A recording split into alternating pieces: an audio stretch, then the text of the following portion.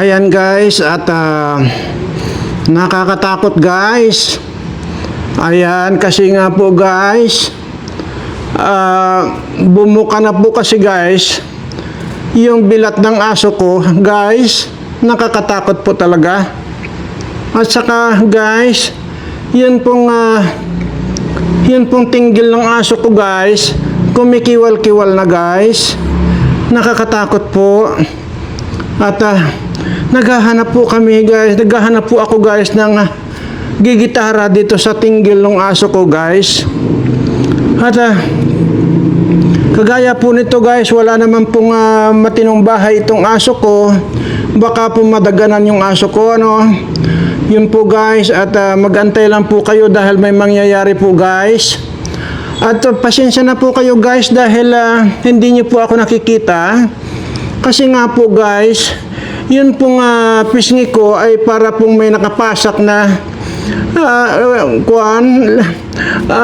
ano yun, yung apple guys dito sa magkabilang pisngi ko. Kaya po lumubo po yung aking pisngi. Kaya po hindi ako makapagpakita guys. Nahihiya ako guys. Ayun guys, ito po ang problemado ako guys. Hingal na po ako. Dahil nga po guys, yun nga po yung bilat po ng aking aso ay bumuka na po, bumitak na. At saka yung pong tinggil niya kumikiwal-kiwal na. Ayan po guys ha, pasensya na po kayo guys. At ito guys, at ewan ko kung saan kami pupulutin itong aso ko guys. Lalo po itong aso ko, tamad po ito guys. Kasi maaring babalik na lang po ulit itong mga aso ko doon po sa maghahanap na naman po siguro ito ng kamuti na makakalkal guys. Naku, kawawa naman ang buhay namin guys. Ano? Bagamat ganun guys, ay magpapakita na lang din ako guys ha. Ayan. Oh, ito na po pala ako guys. Guys. Ngayon nyo lang ako guys na naringgan ng salitang guys. Oo nga guys, di ba guys?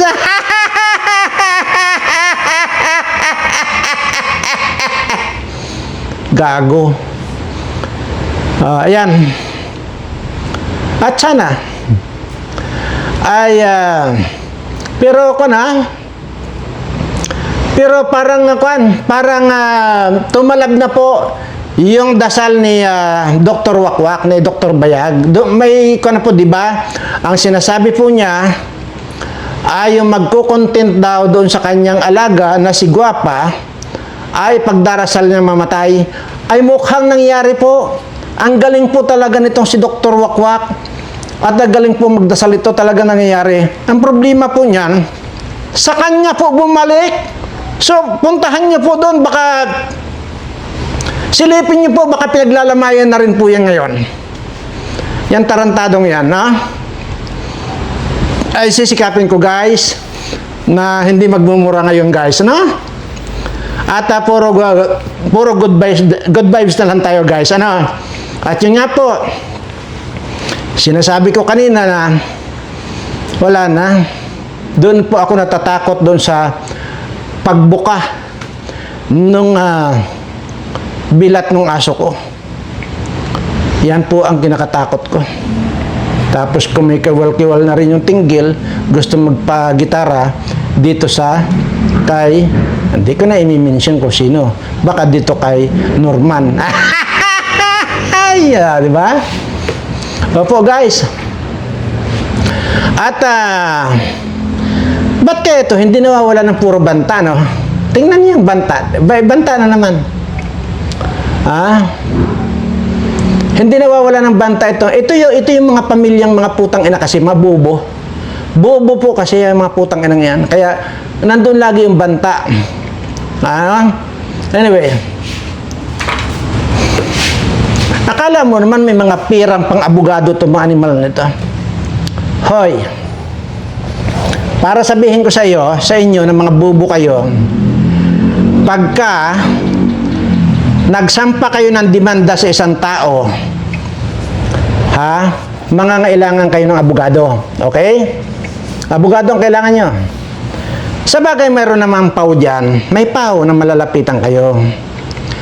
So, kaya lang, paano ka nakakasiguro na makikipaglaban ng pitpitan ng bayag yung abogadong PAW na yan? Isa yan. So, ibig sabihin lang, may masabi lang na abogado. Okay. So, ngayon, kung gusto mong may panalo ang abogado, kukuha ka ng private na abogado mo. Ano? Ang acceptance po ngayon ng abogado ay 50,000. Acceptance po yan. Pag tinanggap niya yung pag tinanggap niya yung kaso, yun po yung acceptance na tinatawag. Doon ka po magbabayad ng 50,000. Ayun po ang pagkakaalam ko dati ha, pero hindi ko po alam ngayon, baka 100,000 na. Hindi ko po sigurado. Pero yung mga experience ko dati, ay 50,000 po ang acceptance po ng abogado. Tapos, kada hearing po yan, magbabayad ka ng, depende kung saan manggagaling yung abogado mo. Pero yung regular lang, dati, 2,000 yan. Mayroon namang abogado na 2,500. Mayroon din namang abogado na 3,000 ang kada hearing. Ayan.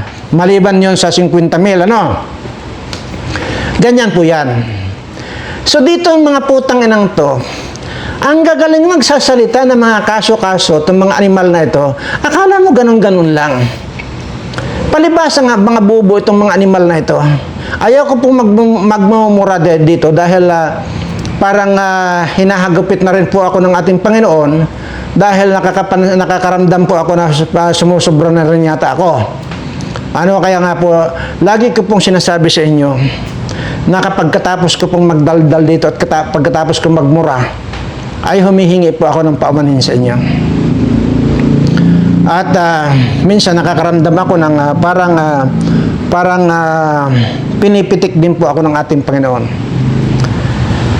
Kaya yun, iiwasan ko muna magmura dito sa mga putang inang mga anti-kalingap na ito na walang ginawa kundi ang siraan, patuloy na siraan itong kalingap. At sasabihin dyan na kung ano-ano. Mayroong mga issue na mga, ayun ko yung sinasabing 20,000. Pero, putang ina naman. Pag-iinteresan ba ni Rab yan, 20,000? Pag-iinteresan ba yan ni Rab, ang 20,000 na yan? I don't think so. Baka hindi niyo po alam. Napakayaman po niyan. Kayo po mag-compute kung magkano ang kinikita niyan sa kanyang YouTube channel.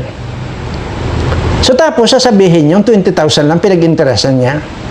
Talagang yes guys, nakita ko po yung wallet ko guys, pero yung hindi ko po alam yun, ngayon ko lang po nalaman na mayroon 20,000 guys. Putang ina. Ayop. 20,000 ang hinahanap mo. Bigay mo sa akin ang GCash mo. Ipapadala ko rito 40,000. Sa totoo lang, kung hindi yung mga pangbabastos niyo rito kay Kuya Bal, yung ganyan nangyari, tapos nakita ko na ganyan na nagkabiyak-biyak yung bahay ninyo, at lalo ngayon sumausaw ako sa kalingap, naku po, baka ako mismo magsasabi, sige, ora mismo, ipagiba yan totally, at patayuan ng bago. Yan sana. Yan ang mga ninyo. Yan, papasukan ko yan. Pero bakit ko naman papasukan yung mga ganyang klaseng tao? Paano pagkatapos kong ipagawa yan, itutulpo ninyo ako. Bakit hindi na tumatalab sa akin ang tulpo? Maniwala kayo sa akin, takot. Subukan nyo magpatulpo. Tapos sasabihin nyo, ay papatulpo nyo si Birana. Tingnan ko lang kung aasikasuhin kayo. Ber? Sige nga. Tingnan ko lang kung tatawagan nila ako. O ngayon, nasaan na yung sponsor mo, Dr. Wakwak? Yang kwan mo, yung salitaan mo na durog-durog lahat ng mga hollow blocks, ay mukhang yung mukha mo ang durog-durog, ano? At pag nagkita tayo, populbusin ko yung pagmumukha mo. Yan ang totoo dyan. Para makita mo na durog-durog nga yung mga hollow blocks. Populbusin ko sa pamamagitan ng kamao ko yung mukha mo. Ilabas mo na dyan yung sponsor mo. Ipagiba mo na yung bitak-bitak na bahay na yan at paggawa ng bago. Kasi kawawa naman si Gwapa. Kapag kayan ay nadaganan sila dyan. Once na ang instruktura ay nagkaroon ng bitak yan, lalo na kung ang pagbabasihan natin dito sa sinasabi ng na bitak-bitak daw, ay delikado na po yan. So, ipalabas mo na yung sponsor mo. Huwag yung kung saan-saan kayo papasaring na sasabihin mo na mayroon ka na namang ipaproject ay wala ka namang kwarta na putang ina ka, hampas lupa at patay gutom kang animal ka na bida-bida ka. Okay? Yan. Ilabas mo na. Mga ganyan sinasabi ko, delikado yan. Nakakatakot talaga yan. Kung ako nga, mismo. Bumuka lang yung bilat ng aso ko. Takot na takot ako. Ay, ano pa kaya yung bahay na nagkabitak-bitak? Kumikiwal-kiwal lang yung tinggil ng aso ko. Takot na takot ako. Paano hindi ako matakot? Naghahanap ng gigitara itong aking aso sa kanyang tinggil. Ganyan yan. Kayo naman pala. Kaya nakakatakot, guys. Natatakot ako. Kaya, guys, natatakot ako. Kaya hindi nyo muna ako makita, guys. Kasi lumobo na po yung aking magkabilang pisngi. Ayun na po ako.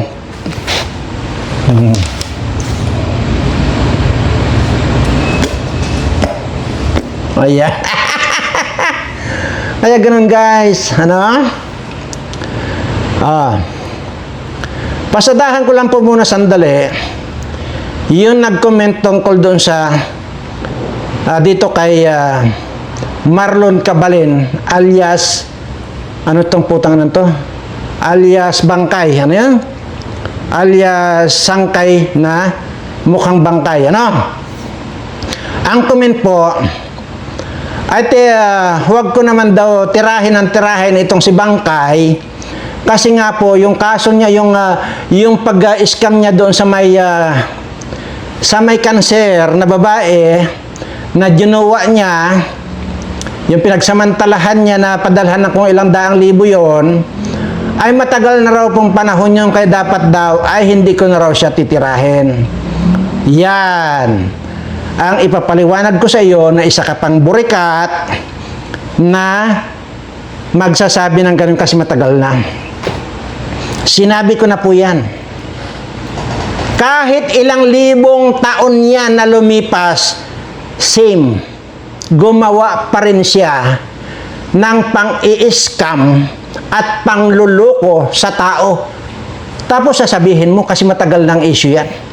Putang ina ko, laging sariwa yan. Tarantado kang tanga ka. Isa ka pa. Kaya ang buhay mo, hindi ko lalahatin. Kasi sa totoo lang po, real talk tayo. Kaya marami sa ating mga Pilipino ang hikahos or hampas lupa at patay gutom dahil sa katangahan at kabubuhan. Kagaya po nito nag-comment na ito. Bobo po itong tanga na ito. Kagaya nitong si Sangkay alias Bangkay. Yan po yan. Imadinin mo. Sinabi ko na po sa inyo bago kayo mag-comment, kung hindi rin lang kailangan at hindi nyo kayang ipaliwanag, huwag na. Kasi mumurahin ko lang kayo. Hindi katwiran, for your information, na matagal ng issue yan. Yung pang-huhot-hot niya at panluloko niya doon sa cancer patient na yun. Hindi yun ang katwiran na kung matagal na, ganun, kalimutan na lang. Isa kang hunghang, isa kang tanga at bubo. Kagaya mo rin itong si Bangkay na ito, na isang manluloko. Yan yun. Kaya ikaw, isa ka pang burikat, iwasan mo ang pagkukomment dito dahil ang kinukomentuhan mo ay hindi bobo na kagaya mo. Okay? Ayan. Sana magkaliwanagan tayo. Kaya ganito lang ang kun eh. Kaya napakarami kong mga iniikutan dahil sa mga katangahan. Bagay, hindi naman lahat. Pero dahil dito sa mga katwiran na yung sasabihin matagal na yan, kalimutan na, ay hindi. Hindi kailanman kinakalimutan, laging sariwa yun. Doon sa mga matitinong tao, laging sariwa yun, nakatatak sa utak yun. Kung ikaw kasi nga, bobo ka nga, na yung nag-comment ka, tanga ka kasi, kaya kalimutan na lang. Ganun lang yun. Kaya yung buhay mo, mananatili kang hampas lupa at patay gutom na kagaya nitong si Sangkay Bangkay. Ganyan lang yun. Anyway. Pero natatakot talaga ako, guys. Dahil kanina, nakita ko, bumubuka yung bilat ng aso ko. Yun to talaga, doon ako natatakot. Tapos kumikiwal-kiwal pa yung tinggil ng aso ko. Sasabihin nyo na naman, below the belt na naman ako.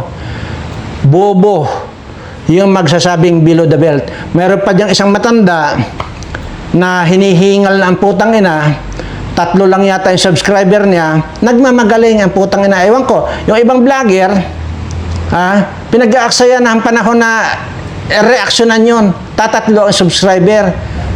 Reaksyonan mo yung ganon? Unang-una yung itsura parang mukhang bayag, nakagaya nitong mukha ni Dr. Bayag. Tapos ito pang si Kwan, si Redsin pa. Ganyan ang mga itsura ng mga putang ina to. Ang lakas-lakas humarap dito sa camera. Tapos makikita ng buong mundo ang mga itsura ninyo. Hindi maintindihan kung mga mukhang bayag kayo, o mukhang mga puwit kayo, o mukhang tumbong kayo. Hindi na kayo nahiya. Buong mundo nakakapanood sa inyo. Yang si Redsin na yan, di ba? Mukhang tumbong. Si Kapiso mukhang bulldozer ang mga ngipin. Pagkalalaki ng mga putang ng mga ngipin niya. Mayroon pa din yung reyna nila.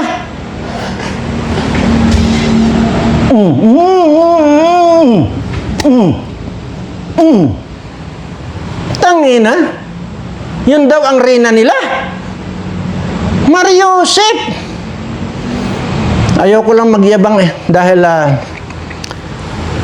siguro naman nakikita nyo naman yung mga post ko dyan. Yung mga post ko na nakikita nyo naman siguro na talagang nakayakap sa akin yung mga mayordoma ko. Mayordoma ko na yan. Ito yan lang naman yung mayordoma ko. Yan. Di ba? Putang ina. Tapos ano ang ipapanalo dito nung Japayuki na ngayon ay may garapatan na rin ang bilat? Tangina. Mayordoma ko lang ito, ganito kagaganda.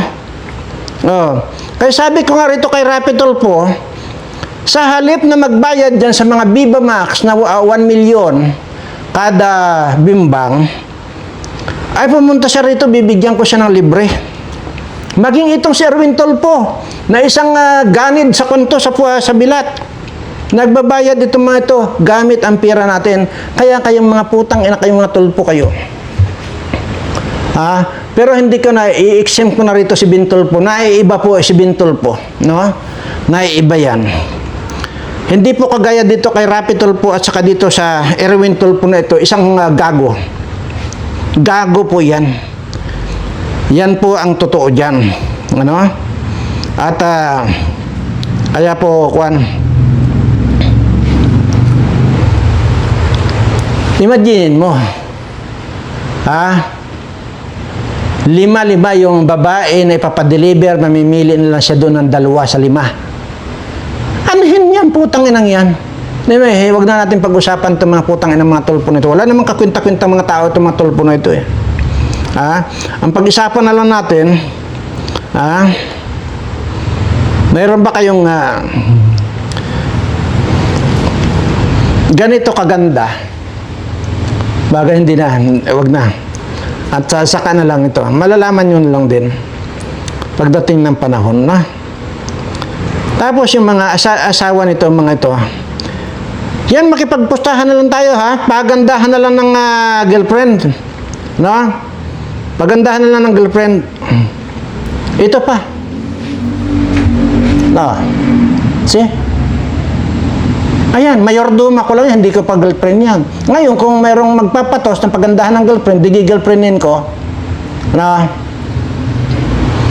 Pero tiyak, yung mga asa-asawa nito, nako, siguraduhin ko mga basahan niya, mga asa-asawa niyan. Ito pa, isa pang mayordoma ko ito. Yan, isa pang mayordoma ko, kung makakapit po, tawagas. Tapos, sasabihin nyo, may yung prinsesa ninyo, gwapa na. Ay, putang ina nyo. Hindi, hayop, yun na pala maganda sa inyo, mga animal kayo. Ganun na pala yun. Maganda na pala sa inyo yung mga mukhang burikat, ano? Tangina, ikaw kon, lalo na ikaw, Dr. Love, maganda na pala sa iyo yung mga ganyan. Ay, samantalang yan sa akin, no? Ayan, iba-iba yan.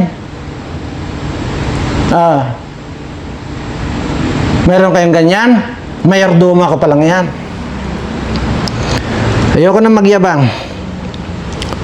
Kasi sinasabi ko rito kung yabangan ang pag-uusapan. Sinabi ko na po sa inyo yan. Kung kayo ay mayabang, mas mayabang ako.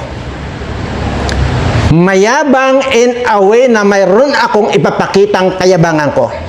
Ganun lang kasimple yan. Kung ikaw ay gago, mas gago ini. Kung ikaw ay kriminal, mas criminal ini. Ayaw ko lang mag-mention dito. Dahil hanggang ngayon pa, hindi pa nare-resolve yung kasong ito. Napakabata ako noon nung pangunahan ko ang isang bayan ni Masakir. Ayaw ko magkwan dito. Tangina kayo.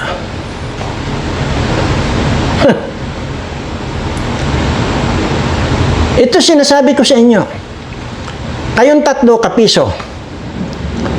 Redsen at ikaw, Dr. Wakwak, hinahamon kita. Ituturo ko, ito mismo ang daliri ko. Itinuro ko, panuorin mo ito, tapos sasabihin nyo lang 3, accept. Yun lang. Accept. Yun lang. Pag nakita nyo, idinodoro ko, ito kayo, dinodoro ko kayong 3. I-accept nyo yan. Tingnan ko kung anong mangyayari sa inyo. Sisiguraduhin ko, butas yang sentido ninyo. Diyan lang magkasubukan tayo eh. Tangina nyo. Wala kayong ginawa, kundi ang babuyan ang kalingap. Sinabi ko na sa inyo,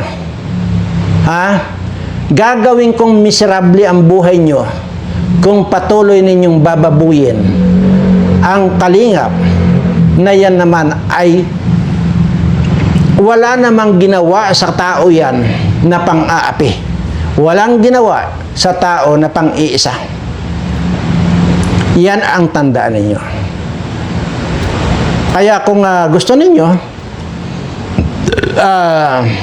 magpasabi kayo, mag-meeting tayo, tapos pagkatapos ng meeting, magpatayan na tayo. Gusto ninyo. Pero alam ko itong sikwan, alam ko itong mga putang anan to, mga duwag to. Mga duwag yan hanggang sa dinadaan lang nito si Dr. Wakwak na ito sa lakas ng boses tong gagon to. Pero kun ha, yung balita natin ha, yung pero hindi ko sigurado at parang tumalab yata yung kanyang panalangin na mamatay yung magtatapik or magko-content dito sa kay Guwapa daw kuno.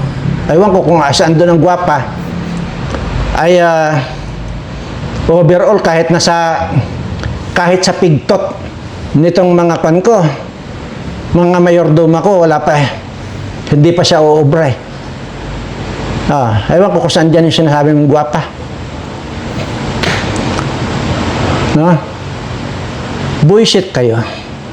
Ikaw kapiso, puro ka na lang prinsipe. Sabi ko sa iyo, lalagasin ko yung mga mo. Lalagasin ko yung mga ngipin mo, putang ina ka pag nagkataon. Tangina ka. Ito ang itsura mong hayop ka. Kahit pag bulldozer ka lalaki ang mga ngipin mo, pukunin ko yan. Bubungiin ko yan. Saan na ba yun dito yung mga putang inan to? O tingnan mo, mga kwan na nga kayo, mga bayawak, mga sawa na kayo, di, tingnan mo yung mga itsura ninyo. Yung ngipin ni Kapiso, ang tataba nito mga putang inan to.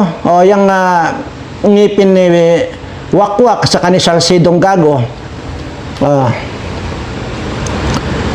Tangin na mga ito. Ito si Salsidong Gago, tingnan mo, oranggutan nitong hayop na ito. Oranggutan yan. Gago, naggagaling-galingan ng putang ina, nagbapanggap-panggap na mayaman ang hayop, hardinero lang pala ang putang ina.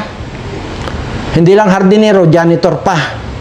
Tapos, tagahugas pa nung puwet nung amo niya.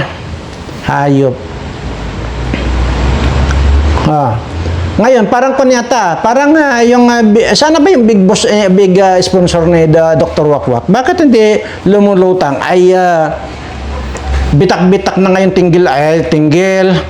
Yung bahay ng Guwapa mo. Ipagawa. Pero seriously speaking, kung hindi bastos itong pamilyang to, siyempre, nagawa na ng kalingap yan. Tapos na. Pero sisiguraduhin ko kung hindi yung ginawang pambabastos do kay Kuya Bal Santos Patubang, antimano nandyan na yung aksyon. Sigurado ako dyan. Sabihin agad daw, sige, lumikas muna kayo, maghanap muna kayo ng mauupahang apartment. Sigurado yun agad daw sasabihin ni Rab At i-retrofitting natin itong bahay ninyo para baka mamaya madisgrasya pa kayo. Sigurado na ako dyan. Pero kung hindi naman, halimbawa hindi naman mangyari yon, ako mismo, sasabihin ko, sige, gibain diretso yan. At patuyuan natin ng bago. At sisiguraduhin natin na earthquake kanyan. May tawag dyan yung kahit anong lakas ng earthquake lalaban. Ganon. Pero bakit ko gagawin? Pagka ginawa ko, pagkatapos kong gawin, baka ipatulpo na naman ako. Bagay, hindi naman sa akin umubra yung tulpo Hindi nila ako pinapatulan dyan sa tulpo Pero yun lang, kasabihan lang yun. Nakita ko rito yung Ngayon, dahil nga sa pangbabastos ninyo dito kay Kuya Bal, ay magdusa kayo. Huwag kayong umalis dyan. At nga lalo ngayon, darating yung tag-ulan. Tag-ulan sigurado, may lindol yan. Tag-ulan nga ngayon. Sigurado mayroong kasamang lindol yan. Baka mabaon kayong lahat yan. Baka madaganan kayong lahat yan. Yung sinasabi ko lang. Pero hindi ko sinasabing ipinagdarasal ko.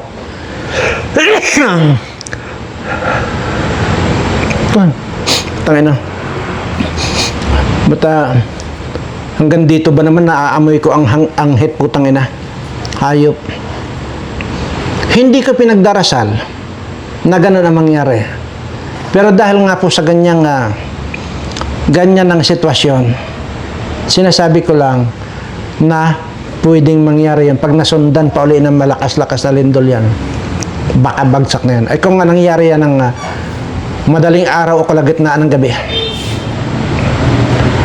matatabunan kayo lahat dyan. Yun lang ang masabi ko. Oo. Kasi hindi ko alam kung nasaan ang basta bagay, kasi hindi mo masisisi ito yan. Sa totoo lang. Kasi nga lalo kung may magulang kang tanga at bobo, wala, hindi mo talaga kanya. Yung wala kang i-blame talaga. Dahil hanggang doon lang ay yung kaya ng utak nilang isipin eh. At napatunayan na nga naman nila na dito sa Kalingap na bago yung buhay nila. Ay ngayon, dumating ang panahon, yung nagbago ng buhay nila, yun ang itinakwil nila at sumama sila rito kay Dr. Wakwak na tanga na mapagsamantala. No? Ganun lang yon. So anyway, sabi ko nga po, yan po kasi yung lagi ko sinasabi na kapag kayong bibi or mga bibis na hindi nakainom ng gatas ng maliit, mga bobo po at tanga yan. Mga bobo yan. Maniwala kayo. Kaya kung kayo, mga kaibigan, may mga anak kayo, igapang nyo na po na painom yung mga anak ninyo ng gatas para paglaki po nila matatalino.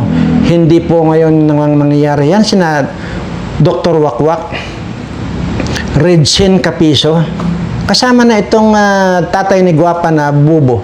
Mga bubo po yan. Hindi nakatikim ng gatas yan na maliliit. Di ba? Yun lang po. Kaya itinuturo ko lang po sa inyo na huwag nyo namang isali yung mga anak ninyo sa mga kabubuhan ninyo. At ugaliing magpainom ng gatas sa inyong mga anak. Ang problema, anak lang kayo ng anak. Ang sisipag nyong kumayog, mga tamad naman kayo, kaya nagiging resulta, labas lang ng labas yung bata, walang iniinom na gatas, paglaki, bobo, kagaya ninyo. Yun lang po. Sana may natutunan kayo dito sa ating konting programa, no? At huwag nyo nang idamay yung mga bata. Yun lang po ang buod ng ating discussion ngayon. Hayaan na lang natin na kayo na lang yung bobo at tanga. Huwag na nyo idamay itong mga bata. Kaya itong huwag na kayong gumaya dito kay Dr. Wakwak na ito. Na talagang nuknukan ng kabubuhan at katangahan. Imaginin mo. Nung pumunta yan dyan sa Bicol, kasi nag-research po ako. Nung pumunta dyan sa Bicol, ang putang ina, sino ang nag-ampon sa kanya? Kalingap, si Kuya Bal. Tapos ngayon, tinaraidor niya yung nag-ampon sa kanya. Tingnan nyo. Tapos yung kanyang in-scout, ganun din ang nangyari. Anong tawag doon? Bobo, tanga. Maraming salamat po at sa lahat po ng aking mga subscriber ay pagpalain hawa kayo ng ating Panginoon. Mahal na mahal ko po kayong lahat.